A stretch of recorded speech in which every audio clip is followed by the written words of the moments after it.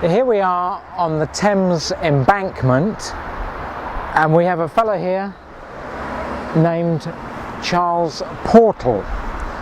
And Charles Portal was in the First World War, and he was in an aircraft as an observer in the back of the aircraft, and another aircraft, a German aircraft, came in and was about to machine gun Charles in the back of this aircraft. There was another aircraft over here, say, and in it was a boy named McCudden, who was also an observer, and he had a rifle, and he managed to keep the German aircraft off, and by shooting at his rifle at that aircraft.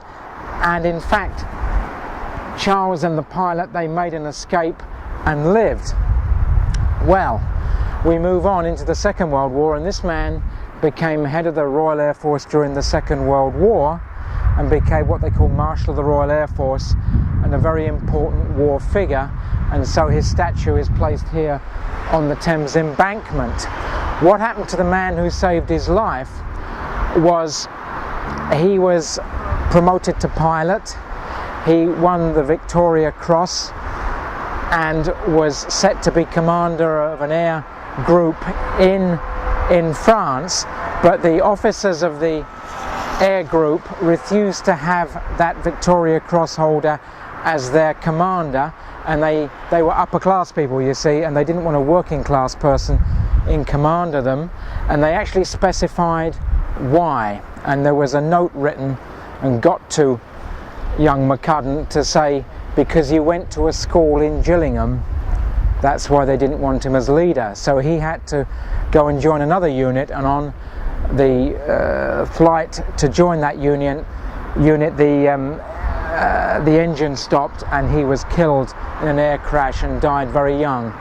McCudden shot down over 72, about 72 they say, German aircraft, and was the leading air ace of the First World War. The only person before him was the Red Baron, Baron von Richthofen, who shot down, I believe they said 81 aircraft, although official records have that at about 60. But nonetheless, I suspect that Richthofen knew exactly how many aircraft he'd shot down. He was also killed in those dangerous times. The British Air Force, the Royal Flying Corps as it then was, were forbidden from using parachutes, and anybody who had a parachute had to buy it themselves. McCudden didn't have the money and he didn't buy a parachute for himself. Anyway, these are the histories of Great Britain and also the history of Gillingham, and Gillingham can be rightly proud of its honorary freeman, Major McCudden, VC. Thank you.